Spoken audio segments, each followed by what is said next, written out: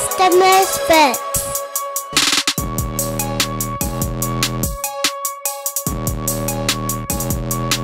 My testimony is that I was born in a nominal Christian family. My family doesn't know much theology. They do know that if you believe in Christ, you will be saved from the eternal wrath of God. When I became a Christian, it's around 13. I was exposed to the Pentecostal church. That's where I found out about Jesus. Until then, I don't know about Jesus, but it's just he's a God and that's it. When I went to this Pentecostal church, that's where I began to know what Christianity is about. I mean, what Jesus did for us on the cross and what we should do and how we will be saved. So that's when, around 13, that's when I became a Christian.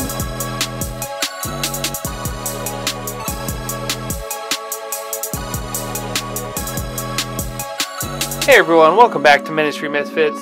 We're back in studio today. Yes. After a nice session of going live the other evening, like 12 hours ago. But, you have no idea potentially what we're even talking about. Because when we met last week and did the Christian Nationalism episode, we had no idea that we were going to be doing a live stream episode last night. And if you don't follow us on social media, you may have no idea that we did a live stream last night with Meg Wise, walking through what happens when you leave a church, all the hurt, the heartache, the stress, the accusations, and all the fun stuff that comes with that. So if you want to go and watch the live stream, it's on our YouTube channel, it's on Facebook, it's on the Misfits Twitter account, but it also will be coming out next Tuesday. Yep, on our normal streaming services. Yes, on normal everything. So it'll reappear on Facebook and YouTube. It'll come out on all the podcast platforms you're listening to this on at the moment. But today, we are not talking to Meg. And we are not redoing the live stream that we did 12 hours ago. Instead, we finally are getting to do the thing that we've been teasing for a couple of weeks and we're supposed to do last week. But our schedules are it's always hard for scheduling, even just between you and I. Scheduling is hard, and especially when you're doing international scheduling, it's very hard. But today, it has happened. The schedules have aligned. God said go for it. And so, Mr. Mango himself is here with us. Prudy Ray, welcome to Misfits. Thank you. So, Prudy is in India, which is part of why it took a while to get this going. It's also why you may hear some background noise occasionally here and there, is because there's stuff going on. And we're recording and it's 7 a.m. And it's what, 5:30 for you right now, p.m.? Yeah, it's 5:41 p.m. Okay, yeah. So it's a little bit of a time delay difference here as well. Yeah. So we're gonna go. If there's a little bit of interruption, just hang with us. We're gonna get it all fixed and smoothed out, and hopefully I can completely cut this entire monologue out because I made it look perfect when we're done editing. So, Prudy, we're gonna start though. We heard your testimony. You grew up in a Christian home. You grew up within the Indian Pentecostal Church, which we talked about with Alan a while back. But give us a little bit more insight. Who is Prudy Ray? My actual name is Prithvi Raj. I go by Prudy on the internet. I work as a data entry operator currently. I have never done this before, so I'm a bit nervous and I don't know what to say. So, well, you've given us a little bit here. So, you're on. I know you as Prudy, not your real name, but that's what we're going with for today. And like you said, you're in India. You're working as a data entry guy. But the big thing that, as far as most people know you for, first of all, is the love of mangoes. And almost obsessive love of mangoes. We should have brought some on this morning. Yeah, so why, I guess the first question for you is, why the mangoes? I don't know, because they're delicious. They're amazing. Agree to disagree, but okay. I like mangoes. We'll put Andrew in a different camp over there. Hey, now this is mine. Now that's lame. That's so sad. We'll pray for him afterwards. Yeah. But the other thing that you're known for is that you have very, very easily opened the eyes to a lot of us over here in the West to the realities of what still is going on in India culturally that a lot of people assume has kind of died off. So one thing that you highlight a lot is the realities of the caste system within India, and that it is not only still active, but still oppressing a lot of people. So walk us through a little bit about what, we'll just start with the easy thing as far as what the caste system actually is in today's terms. Caste system is a hierarchy that people are divided into 4 groups. One is Brahmin, and the other is Kshatriya, Vaishyas, and the Shudras. These are the 4 groups of people that are segregated or divided based on their birth, and these are assigned their particular roles, such as the Brahmins are to only preach or act as a priest in the temples, and the Kshatriyas are to fight in the wars, and the Vaishyas are to do the work of merchants or trading, and the Shudras are the servants. And those who are outside of this Chaturvarna, they are called as untouchables. These are the group of people that are segregated because just their touch and their presence defiles the groups of people in the Chaturvarna. These are below. These are the lowermost categorized people, and they are also known as Dalits in India. In the current situation, people do not follow. Their roles that are given by Manu. Manu is the one that gave the law about caste system and what a particular group of people have to do, and what a particular caste person has to do. People don't follow that, but they still keep the caste system in mind, and they do. It is so ingrained, and they do show it. It is present. So when you say that people don't necessarily hold to the traditional roles, you're talking job description roles, right? Yes. But then at the same time, anybody that has just glanced at your Twitter feed knows that the cultural roles are what are still intact, correct? Yes. What I meant to say is that in the current terms, the Brahmin was assigned the role to be as a priest, but some of them can be doctors or take the leadership roles in all the sectors, and the other caste people can also do that. But what happens is when a Dalit or an untouchable wants to do those roles, wants to be a doctor or be a politician or do something or take the leadership role, that's when they show the casteism that is ingrained in them. So it very much sounds like if taking it back to the caste system, there's very much a hierarchy. If you go to look at it online of the visual with the Brahmins being at the top. So it sounds as if you're in the lower caste system, you don't get to move up and pick. But if you're at the top, you can kind of do what you want. Is that correct? Yes. Okay. Now, I guess also. Go ahead. Yeah. Also, if you're born in a caste, then you have no way to change your caste. For example, if you're born as a Brahmin, you can be a Shudra, and if you're a Shudra, you cannot be a Brahmin.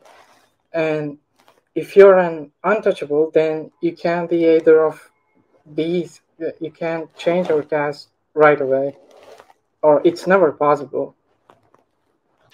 Which that actually was what the next question was going to be, because one of the things that has, at least within the Christian Twitter community, as far as why you make your way around the Christian Twitter community a lot, is that one of the things that you specifically highlight is the reality that the caste system in India is systemic and ingrained in the same way that we talk about systemic racism here in the U.S. Within the U.S., when we talk systemic racism, it's the dividing line is straight up skin color, ethnicity, skin color. That's what defines it. But that wouldn't be necessarily the situation there in India, because for the majority, everybody is at least somewhat connected ethnically. So what actually is the determining factors for where people are placed within the hierarchy? It's as I said earlier, it's by birth, and this was given by Manu, and everybody follows it. I don't know how. I mean, there's no particular reason why a Brahmin is born as a Brahmin or a Kshatriya is born as a Kshatriya. People do say that based on what they do, these roles have been assigned to them, but that's not true. If you see, even among Kshatriya caste people, you don't find like men with muscles or someone who is fit for war. You don't see people like that. And even if in the Brahmin community or even among Brahmins, you won't be able to see. You will be able to see some people who are not as intellectual as the priests. So caste is given to a person by their birth, to whom they are born, and as Manu has given, those who are derived from the head of the Brahma, they are called as Brahmins. They are assigned the roles and the caste of Brahmin, and those who are derived from the shoulders, they are assigned the caste of Kshatriya, and the Vaishyas from the thighs, and the Shudras from the foot. So if you were to go to the grocery store and you're out in public, how would you be able to determine who is it within what caste system? Is it typically by surname, or how is that gone about? Yeah, it's a surname. You ask their name. I mean, people sometimes if you see a Brahmin priest, they're gonna have I don't know what you call, but they're gonna have a pilaka at the back of their head, and you would be able to identify them. But usually people ask your name, and if you have a name that doesn't mention your caste, then they're gonna ask whether you eat beef or whether you go to a church. I mean, Christianity and Jesus is known as God of the lower caste people. But as you said, it doesn't happen at the grocery store. I mean, you gave an example. Well, You did just lead us in, though, to one of the other questions we needed to ask before we go to break and before we get into more of the upper level types of looking at this. Is that, you just talked about the fact, Christianity is looked at as this is the lower caste religion. Jesus is there for the lower caste, all the beef eating, all of that. Yeah. So, my mom has a friend who are Sikhs, and her husband, he became a Christian, and their whole family, they shun him, and one of the insults was that you worship the lower caste god, and you shouldn't do that. You don't belong to us. I wish that his mom said to him that she wished that he had never been born to her, because he believed in Christ. So I guess that actually leads us to another question on top of the one I'm about to ask. But the first question with this, though, is that do you actually see within the church there in India that the caste hierarchy has kind of worked its way in, where the same sort of treatment, or at least looking down upon, is that something that you do actually see within the church, or is it just because everybody is pretty much at a lower caste level anyway that it's completely just like, yeah, we don't do that, that's not a part of us? There is casteism among the lower caste themselves. I mean, majority of the church in Andhra Pradesh, where I live, in my state, Dalits are the untouchables are usually the Christians, and it's so much complicated. There is casteism among the groups, but it's not as extreme as it is among the Hindus. It's not. I mean, people do know your caste, do ask about your caste, but they just uh, treat you like you belong to them. If it is a lower caste church, where majority of them are lower caste, but if it is a different church where the preacher and the congregants uh, are of the upper caste, then that's when you will be able to see the casteism. It's like you enter into a different world. How do you then do? Because you just talked about the fact that you had a former Sikh who's a higher class convert to Christianity. He was disowned by his family, and part of the reason, or part of the way that they were trying to demean him and mock him, was in the fact that he now was worshiping the God that the lower classes did. Yeah. How do you go about, from an evangelism standpoint, how do you go about actually trying to talk to people about the truth of the gospel when it is looked at as just something for the lower class to hold on to?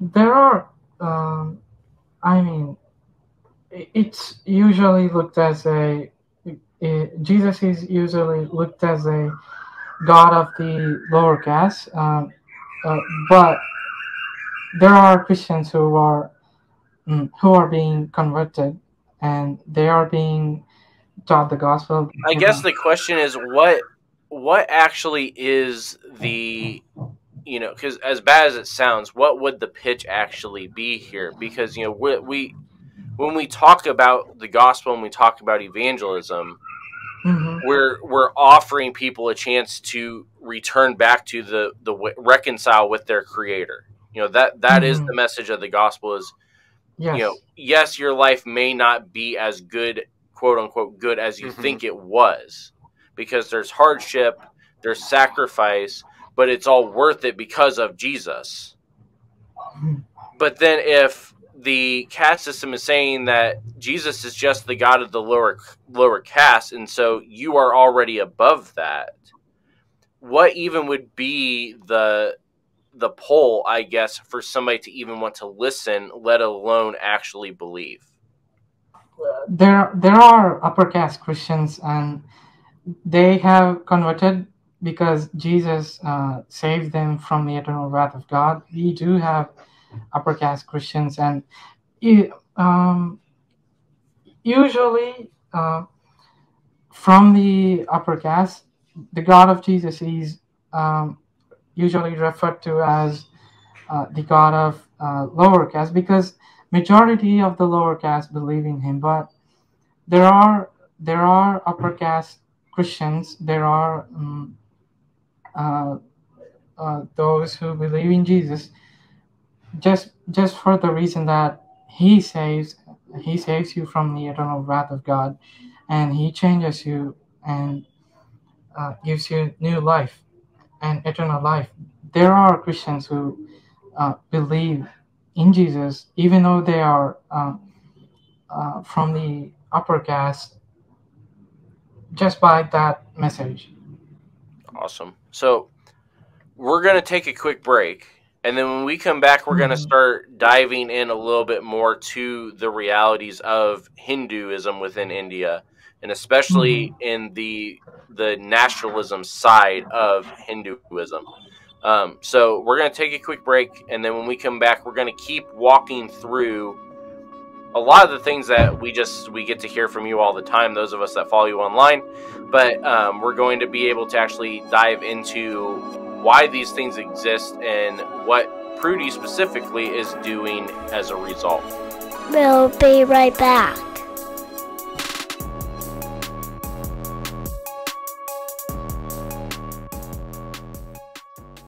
Season 2 of the Ministry Misfits podcast and our awesome theme song are brought to you by Laird Creative Agency. In our social media world, the next connection is always one click or scroll away, and your business has to be ready when they find you. That's why Laird Creative is always looking for ways to step your brand up. Whether you're looking to overhaul your brand one time with a new website or want to save money by outsourcing your graphic and media content, Laird Creative Agency is here to help. Laird Creative's mission is to take the difficulty out of the creative process. With Laird Creative, you'll find a dedicated team of artists ready to tackle any creative need that your business has, big or small. If you're looking for an easier way to share the vision of your organization through thoughtful branding and creative content, find them at lairdcreativeagency.com to get started. Mention the Ministry Misfits podcast and get a free consultation call. Laird Creative, step your brand up.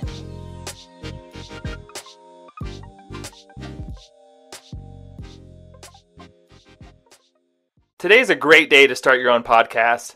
Whether you're looking for a new marketing channel, have a message you want to share with the world, or just think it would be fun to have your own talk show, podcasting is an easy, inexpensive, and fun way to expand your online reach. Buzzsprout is hands down the easiest and best way to launch, promote, and track your podcast. Your show can be online listened on all major platforms within minutes of finishing your first recording. We just switched to Buzzsprout for Season 2 and have immediately noticed the difference. With Buzzsprout, you get a great-looking podcast website, audio players that you can drop into your websites, detailed analytics to see how people are listening, tools to promote your episodes, and more. Podcasting isn't hard when you have the right partners, and Buzzsprout and the Misfits want to help you get started. Contact us for a free consultation call, and then visit our affiliate link to get started with Buzzsprout. Using this link not only helps support the Misfits, but it also gets you a $20 Amazon gift card. The teams at Buzzsprout and Ministry Misfits are passionate about helping you succeed. Join over 100,000 podcasters already using Buzzsprout to get their message out to the world. To find out more, go to www.ministrymisfits.com/affiliates.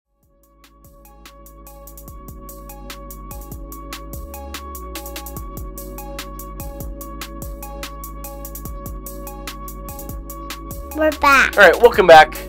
We're still here with Prudy. We are still mango-less in our studio. Yeah, we need some. But we have already walked there's been a lot we've already unpacked. We're talking the caste system in India. We're talking about evangelism to the caste system within India. And now we're going to start slowly working our way through this thing that is called Hindu nationalism, which last week we caused some trouble, apparently, with exposing what Christian nationalism is. But Christian nationalism is just one brand of nationalism. That was part of what we were talking about. Mm-hmm. Hindu nationalism is something completely separate, but at the same time not, from what we talked about last week. And so that's what Prudy's going to help us walk through what that looks like, which should also help us understand even more why we are saying it's not a good idea here as well. So to start with, though, we were talking through the caste system. We were talking through the mistreatment of caste. We were talking through the fact that in most cases, the church is trying to take some of the casteism out, and that they are doing what they're called to do. They're trying to love on people, Yes. and that the love of Jesus is actually breaking down some of these different castes, and at least individually, not necessarily systemically, but individually. Yes. One thing we did not talk about at the beginning was we talked about this a couple weeks ago with Pastor Andy. What is the sexism side of the caste system? Is that something that is built into it? Is that something where the caste is what matters and not the gender? What does it look like for what we're talking about for women specifically there in India? Yeah, that's a good question. Women usually take the caste of the husband. I'm, for example, if a Vaishya caste marries a Kshatriya woman, then her children are going to be considered as Vaishya caste, but her caste stays the same. She doesn't change the caste. I mean, she won't be able to change her caste. Her caste stays the same, but her children will be considered as a caste of the father. So then, is it something where?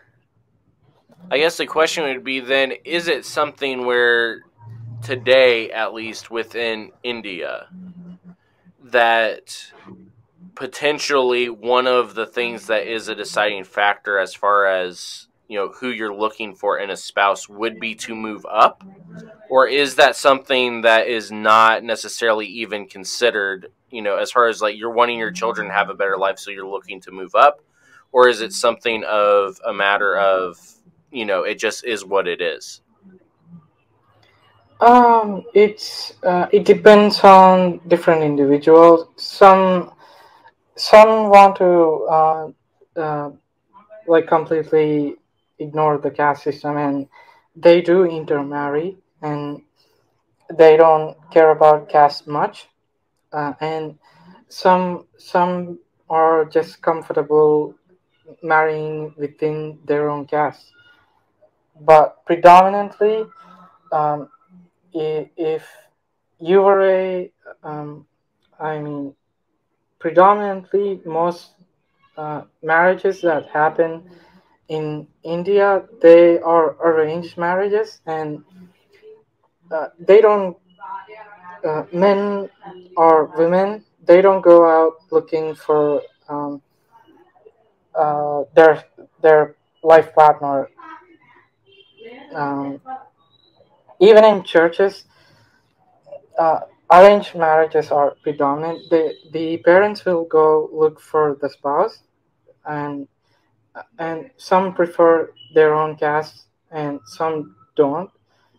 It depends on different individuals. Some are enlightened, and they don't care about the caste system much, so they're okay with intermarriage, and some are not. Those who are castes, those who care about caste so much, even among the lower caste, they are the ones that usually prefer. I mean, on the outside, if I'm talking about the Christian side of the, I'm talking about Christian side of the people.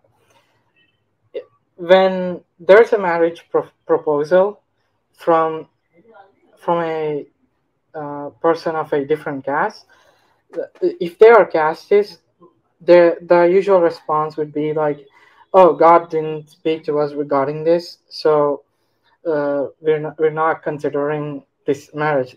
But if it is of the same caste, then yeah, God spoke to us, and we like the proposal. So that's the current condition. So, two things that just popped into my head when you said that is, one, that's the typical answer you hear on most Bible college campuses from the girls' dorms. Yeah, As, if God didn't yeah, speak God to did. me. I need to focus. Yeah. That's the excuse that you always hear about on Yes. the Bible college dorms, which that just struck me as like, wait a minute, I know that. The second thing, though, that kind of struck me with what you were talking about there is this is kind of a nice segue into the nationalism stuff, is that, you were talking there specifically more on the Christian side of how this is all done and dealt with. Mm-hmm. For those that don't know much about India is not a just black and white, cut and dry country Yes. where everything's the same. It's a very big piece of land. Yeah. And it's divided up in a bunch of different ways. And you guys also, we discovered, have a very different time system than we do, since there's a half hour added into the hour, which we're still not quite sure how that works, but that's a whole nother podcast. But there's also multiple different religious structures within the country, correct? Because you have Sikhs, Yes. you have a Muslim population, you have a Christian population, you have a little bit of a Buddhist population, but majority for the country, as far as what the country considers themselves, or the country itself considers itself, would be that it is a Hindu nation, correct? Yeah. Yes would be the yes and no would be the answer. So what's the no side to it? What made you hesitant? Yeah, well, actually, we're going to ask both sides of that. But we'll start with what the no part of it is, and then get into the why it is a yes also. Because it is interesting that you're kind of yes, because this is the same thing when you talk to Christians in the U.S. about, is the United States a Christian nation? Half of them will say yes, half of them will say no, and then you have some people who are like, it's complicated. Mm-hmm. So we'll get to the complicated side of India today, instead of having to just do the it's complicated for us. We'll start with the no side of it. Why is it that some would say no, it is not a Hindu nation? Because we have so many cultures in India. We have Muslims. We had Muslim rulers before, and we also have Christians among us. And because Muslims, Christians, and those who do not adhere to Hindu caste system, we don't consider India to be as a nation of Hindu, or it is. It is influenced by Hindu principles a lot. It is influenced by its customs, traditions, the gods, and culture. But the India is so diverse. We even have Jewish cultural Jewish people in India. So, as per the Constitution of India, anybody has the right to right to religious freedom. It's not a Hindu nation. Anybody can follow what religion they want to follow. But the Hindutva nationalists, again, Hindutva nationalists and Hindu nationalists, but the difference is slight. It's like how Christians in America want their nation to be good, and the patriotic Christians. Uh, I mean, that's a broad spectrum. You weren't off though. Is the well, thing. and that's the thing. You're not actually off, because part of what we were looking at last week is that you have some people that are falling victim to Christian nationalism here in the U.S. Yes, that really just want patriotism is all they really want, and they have no idea what it is they're actually signing up for. But then you do have an entire another section that is leading the charge. That is, they don't even care if it's an American nation. It's just got to be a Christian nation, and it's all about theonomy and nothing about anything to do with American culture at all. And so you do have is that kind of what you're talking about there? That's what I wanted to say. Usually, most Hindus do not see do not see the need for India to be a Hindu nation, but it's the other side of the group that insists upon making India a Hindu nation and spread hatred against the Muslims, Christians, and those who oppose Hindu nationalism. So you said part of that there of the hatred. What does that fully look like? Is it more of a discrimination between different religions where they can't hold certain places of power, or is it more of a verbal abuse? What's that look like for the discrimination? Just completely eradicate particular group of people, like completely, because it is India and it belongs to Hindus, and it should belong to Hindus.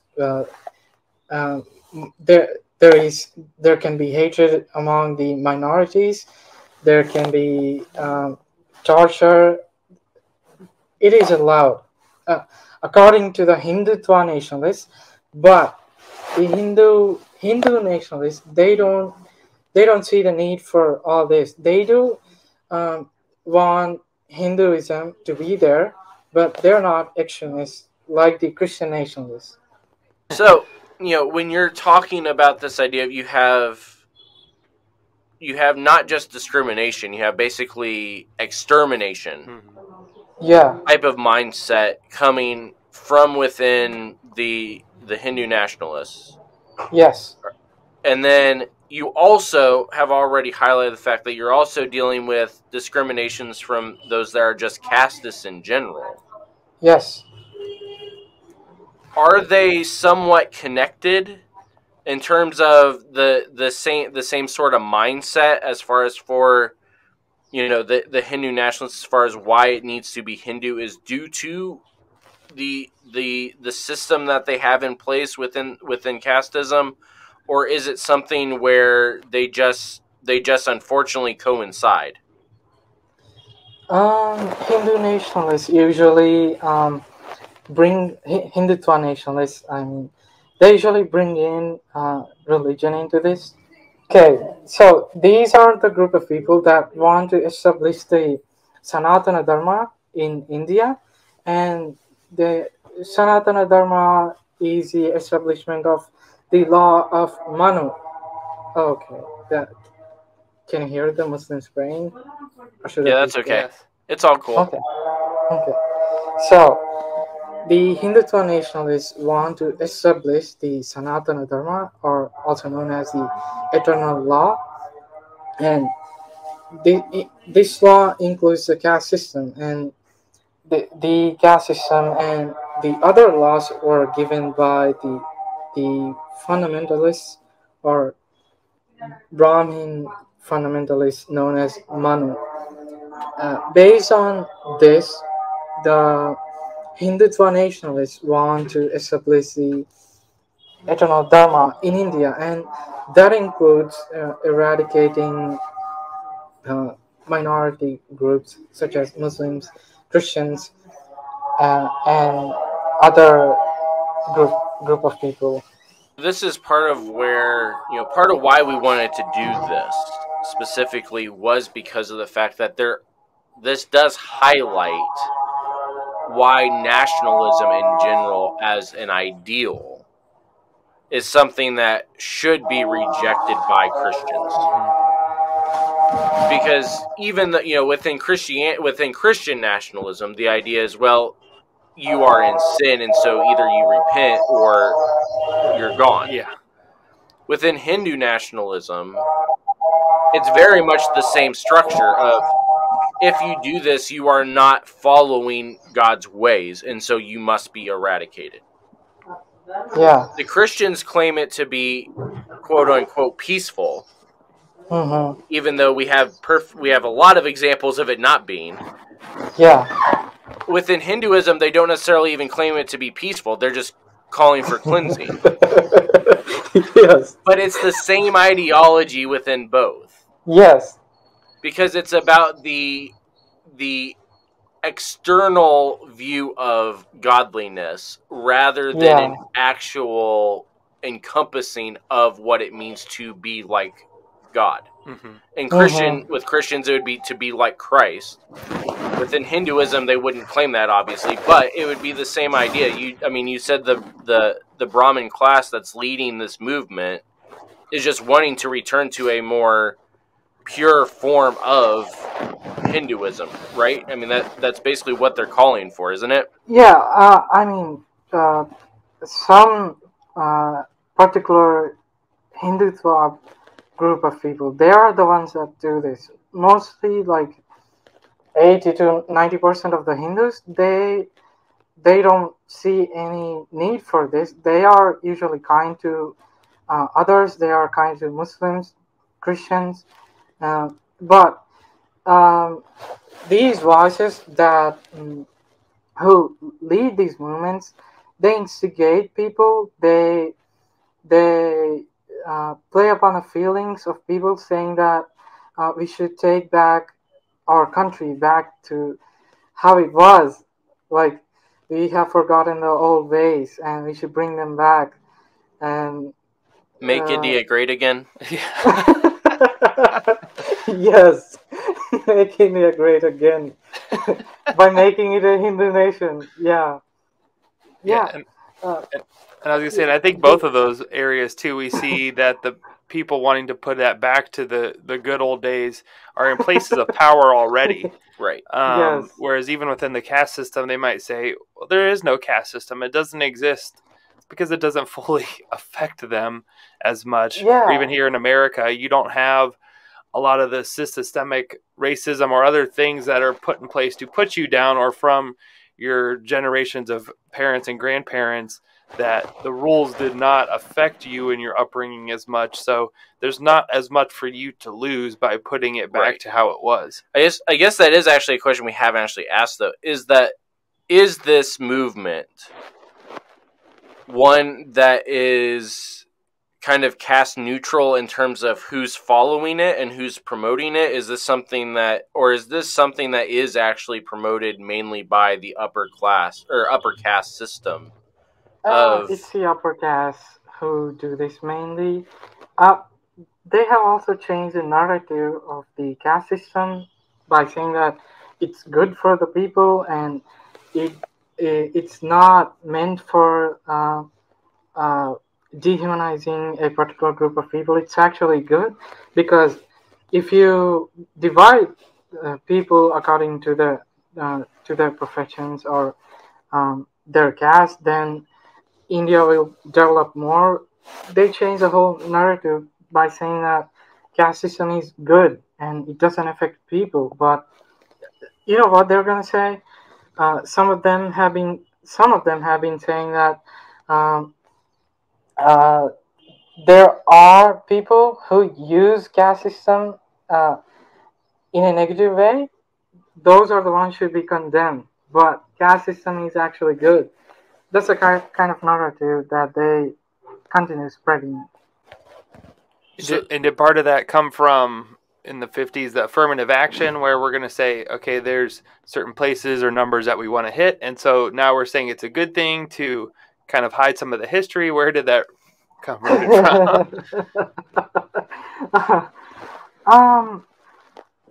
Yeah, I think it has to do with political power, so people can have more power.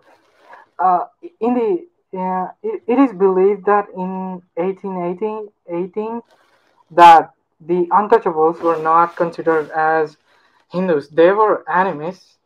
They would um, they had their own gods. They're not considered Hindus. Like uh, they are treated as people who defile others. They're not gonna let Dalits into the temple. So that's a that's a view of the Dalits. Now, in the census after 1919, they are considered Hindus, even though they have nothing to do with Hinduism. They have nothing to do with some of the gods of that they worship. Um, they have changed the narrative by saying that Hindus belong to, I mean, Dalits belong to Hinduism, and they belong to Hindu religion. So they are considered as one of us. So and because they can have more political power. This is the reason why Dr. Ambedkar fought for separate electorates. But Gandhi, on the other hand, did not want that. He called the Dalits, the untouchables, as Harijans. The Harijan meaning people of Vishnu or God's people. He but he did view us as a different group of people, but he just did that to have power over us, and by misleading Dalits by saying that he will represent uh, for us, but he did not. If he actually wanted to represent the Dalits, they wouldn't consider us as Hindus. They consider the Dalits as Hindus because Dalits are animists, and some of the gods are borrowed by the Brahminized by the Brahmins of the Dalits. The gods of the Dalits are Brahminized and taken as the gods of the Brahmins by them. Now, what you mentioned him just now, and Yeah. I don't know how to say it correctly, so I'm not going to try. I'll let you actually say it correctly after we ask the question. But you talk a lot, online at least, about Doctor, is it Ambedkar? Dr. B.R. Ambedkar. Yes, that. You talk a lot about him. You quote him a lot, and he's one that most people have no idea who this guy is, because the only figure that you normally ever hear about in history from India is Gandhi. Yes, and that's it, and nobody knows anything else. But like you said, the doctor here has been doing a lot of work within what needs to happen to see the caste system exposed, if nothing else. So give us a little bit of a brief rundown as far as what his work actually is. So, Dalits, especially in India, consider Dr. B.R. Ambedkar as a figure like Dr. Martin Luther King Jr. because he fought for us. He really did. Dr. Ambedkar was a oppressed caste. He was born in an oppressed caste, which is known as Mahar community in Maharashtra, and he faced caste system even while having uh, uh, a job in public sector and as a lawyer. He faced discrimination. One of the important key moment he speaks about is when he was at work and when he wanted to drink water, he goes to the pot and takes the water, but I think this is what it is. Yeah, it's related to the drinking of water. The upper caste at the work, they don't allow him to drink from the same pot that he uh, when he wanted to drink water. So this is just one example that the casteism that he faced. So he fought viciously against the caste system in India, and he wanted to annihilate the entire caste system. But uh, that's when Gandhi stepped in. Uh, he decided for separate electorates for the Dalits themselves. It means giving Dalits more power in politics, um, in ruling the country. But that's when Gandhi steps in. He does satyagraha because Dr. Ambedkar is fighting for the separate electorates for the Dalits. Gandhi does satyagraha, basically means I'm gonna die. I'm gonna starve myself to death if you did that. So Gandhi was doing satyagraha, but Dr. Ambedkar opposes it. So finally, they come to a compromise that Dalits will get to have affirmative action by for 10 years in political sector. Part of what you're highlighting here is the difference between the way that Dr. Ambedkar had Ambedkar. that he was fighting back against casteism. Mm-hmm. Yes, he also wanted to fight for the Dalit rights, and he fought against the um, um, casteism where Dalits are not allowed into the temples. Uh, he burned the Manusmriti, or also known as the Dharma of Manu. He burned down, and he took the Dalits into the Hindu temple, and he made them drink water from there. The the Brahmins had to do a cleansing ritual after that, and they hated him. And he converted to Buddhism, correct? Is that another Yes. reason why he was also probably not well liked? Yes, he promoted Buddhism, and he became a Buddhist. These are the words he said. I may have, uh, I'm gonna paraphrase. I may have born as a Hindu, but I will never die as a Hindu. These were the words from Dr. Ambedkar. And now, was that largely? 'Cause this is one of the things that I've always had questions related to with this. Is that Gandhi is remembered as being the centerfold face of Indian independence. Mm-hmm. But you also were just talking about the fact that during the colonial occupation, that the casteism was almost at its height compared to other times throughout history.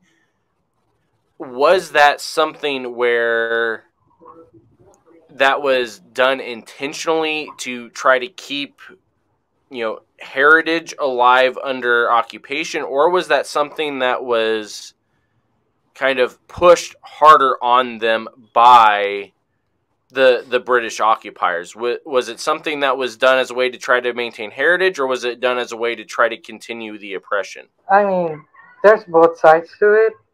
They did encourage it from the point of view because they had affiliations with the Brahmins, and they played an important role in it. So it was like it's complex. The missionaries, on the other hand, they wanted to eradicate it. When the missionaries came to India, they took the help from the British. It has to do with heritage, and it's complex. In order to win the favor of the upper caste, the British has to not see it, pretend that it did not see it, but it was the it was a it was those who were oppressed, and especially the missionaries. They had an important role in highlighting the casteism that goes on, and there have been people who fought against it, and the British Raj did really favor uh, in eradicating the oppression against the Dalits. So, from the point of view, from the point of Dalits, the British Raj actually favored. I mean, not entirely, but it did favor from by giving education, by giving employment, by um, seeing that human rights are observed. Uh, but from the point of the Brahmins, they did have a role in like not seeing that it exists, but they had both roles in it. So I guess that because we're getting close to having to shut down here for today at least. Part of the reason why I was asking that last question, because again, we're kind of comparing the situation in India historically and today with the situation in the U.S., especially for Christians specifically, is that part of what we have always talked about as far as the dangers of Christian nationalism is the fact that it is much more about political power than it is actually about the name Christian. And that largely is what we just heard was the case with even how the British maintained a lot of control as well, was not necessarily ending or not necessarily agreeing with the idea of casteism, but having it in place only increased the amount of control that they were able to have. Yeah, there's a large benefit in place for the parties. Of power. So Prudy, the last question we've got for you is, what is it that you specifically are doing there beyond just educating all of us here in the West? What is it that you are doing to try to, one, show the realities of what the casteism actually is there, but also you do have a major gospel component to what you are doing with all of it. So what is it that you, Prudy, are doing to try to make a difference there? I don't know if I'm doing anything. I'm not doing much, but I'm making people aware of even my friends and colleagues at work. Like, I don't usually. I mean, if I talk about openly about how casteism goes on, it's gonna have an effect on the privileged caste or oppressive caste, the upper caste. They're gonna start questioning me or hating me, but I am I I am educating those who I am comfortable with, and like giving them emotional support and encouraging them to be enlightened by knowing all these things, and uh, uh, yeah, that's pretty much what I'm doing. Awesome. So if you want to be a part of those that he is educating, you can find Prudy on Twitter. He's at Prudy Ray. And then just to know that you have the right one, just look and see how many quotes from Dr. Ambedkar and then how many Mango quotes. And if they're about even, then you've got the right account. Otherwise, it's a fraud, right? It's about the right account if it's even there. So yeah, at Prudy Ray on Twitter. Like I said, he has been doing a lot of exactly what we just did here, just in typing form. Talking about this stuff, he's also talking even systemic racism here in the U.S. with what he's seen just from world news, things like that. He also is, again, cracking a lot of mangoes. So if you want to follow him, it's at Prudy Ray. If you want to follow us, once we get Brandon's Twitter fixed, then we'll be able to give you his account information. But you can follow us at Ministry Misfit on Twitter, on Instagram, on Facebook, on TikTok, on there's something else. I don't remember what. but I think that's at least all the major ones. Yeah, that's the major one, so we'll go with that. You can also just go to our website, ministrymisfits.com, and you can get all the information there, all the stuff that we're doing. You'll be able to stay updated on things in between seasons. We're going to be doing a little bit of website maintenance and things like that in March, but for the most part, it should stay up. You can also go and support us through the stores there. There's the merch shop, there's the Tikva shop, and then there's the affiliate links with Giving Bean and Buzzsprout and all that good stuff. What am I missing? I think that's all of them. Oh, Patreon. Oh, that's what we're missing. The major one there. Yeah, Patreon. If you want to support us also just through donation, you can do that at patreon.com/MrMisfits. Certain levels get a cool swag bag. Yeah, so there's 4 levels. Stuff. Currently, there's 4 levels. Maybe by the time you're listening to this, probably not by the time you're listening to this, but maybe by the time you're listening to this, there will be a 5th level that gets you access to the Bible study we're hoping to be doing here in March. But it at different levels gets you different swag. So there's $5, $20, $50, and $100. No, $5, $10, and $20 and $100. Mm-hmm. Yeah, there we go. $5, $10, $20, and $100. Gets you some different levels of things, t-shirts, sweatshirts, different things like that you cannot get in the merch store. You can only get through Patreon. So if you are interested in any of that, go to patreon.com/MrMisfits. Again, we're hoping to be able to do the Bible study here in March, also walking through the book of Galatians. And upcoming episode, we have Joash Thomas. Next week, those of you that missed out last night on our live stream, are going to be able to catch it all up again with Meg Wise, talking through what it means to leave a church, all the good, the bad, the ugly, all of it related to that. And then the following week, our boy Joash, who actually is the one that started the entire conversation that led to today in a lot of ways. Joash is going to be back, but we're not going to be talking India. We are going to be talking America, and we're going to be talking slaveholder theology and all the conflict and confrontation and just chaos that has been going on with that over the past, 400 years, but specifically last 6 months on Twitter. Sure. And we're going to be walking through that. And then we've got one more after that, I believe, before we break, and that is Joshua Knoll from Whole Church Podcast. Assuming that, again, schedules work out and everything. That's the toughest part. He'll be coming on to talk about their show, about church unity, and about a conference that he and I are going to be at in May. So, Prudy, thank you for making time for putting your nerves to the side and doing educating this with us. All of us. Educate with us. Again, go follow Prudy at Prudy Ray.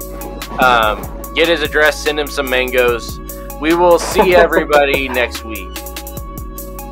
The Ministry Misfits podcast is a production of Ministry Misfit Media in association with Overwhelming Victory. Dr. Greg Linville and Andrew Fouts are our executive producers, and Brandon Simmons is associate producer. The Ministry Misfits theme song is written and produced by J.D. Laird and Laird Creative Agency. If you'd like to get in touch with us, you can email us at ministrymisfitmedia@gmail.com or by following @ministrymisfit on Facebook, Twitter, Instagram, and TikTok. You can also visit our website at www.ministrymisfits.com or through bio.link/ministrymisfits. If you would like to support Ministry Misfits, you can become a patron by going to patreon.com/ministrymisfits.